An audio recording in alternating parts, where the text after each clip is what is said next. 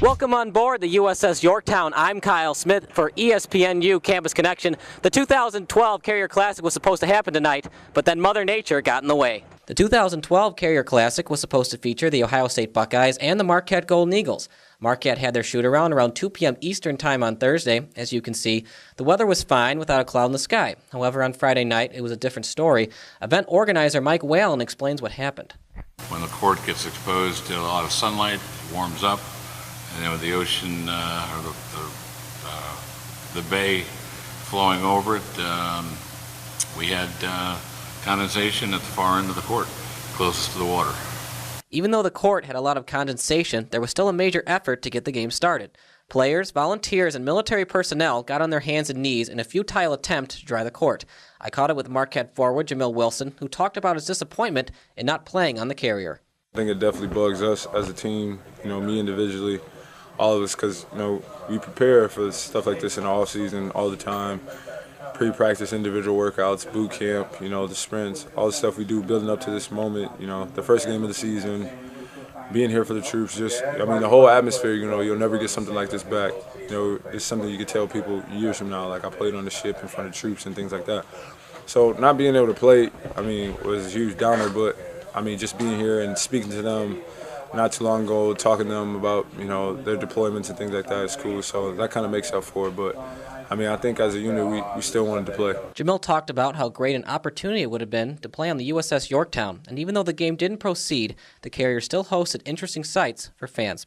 The Yorktown had many historic airplanes on display for viewing, and despite the fans being disappointed about the lack of play, Whalen explained that the risk of injury was just too high. Yeah, there's a risk. You play the game. But let me make one thing real clear. I didn't want it on my conscience if I had some kid break his leg, or it just wasn't worth it. And as much as I wanted to have it, and I don't know how we'll continue or if we will. I hope we do.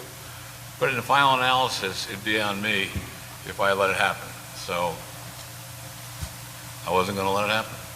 The result of not having a game is definitely a tough one to swallow for fans, the military, and everybody else that attended. But as Mike Whalen put it, we cannot put our student athletes at risk for injury. Reporting for ESPNU, I'm Kyle Smith. Welcome to the BMO Harris Bradley Center. I'm Kyle Smith. Today's game featured the Pittsburgh Panthers and the Marquette Golden Eagles in what might be the last time both teams face off against each other in Big East competition. But today is also the 10-year anniversary of the last time Marquette was in the Final Four. I talked to some Marquette students about where they were 10 years ago and if they think this year's team can also make it to the national semifinals. One of my absolute favorite memories growing up was going to the 2003 NCAA tournament game with my dad, Marquette against Mizzou in Indianapolis. My dad said that Marquette wasn't going to beat Mizzou because Marquette didn't do well in overtime, but I told him at 10 years old that Marquette was going to win that game, and they did, and they went to the Final Four. All right, watching the Final Four in 2003 was awesome. Dwayne Wade, Steve Novak, our team was stacked. We're gonna have an even better team this year. National championship all the way, baby! It's gonna be this year, baby! I think it's tough to compare teams over such a broad time frame. We're talking about 10 years and a lot's changed in the college game. Of course, Marquette has a new coach, Buzz Williams, a whole new group of players.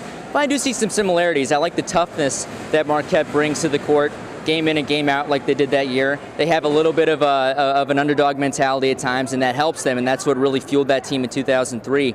And I like the star power that Marquette has with Vanderbilt. He's no Dwayne Wade, but he certainly has taken over a leadership role, and he's shown in the last few games in Big East play what he can do.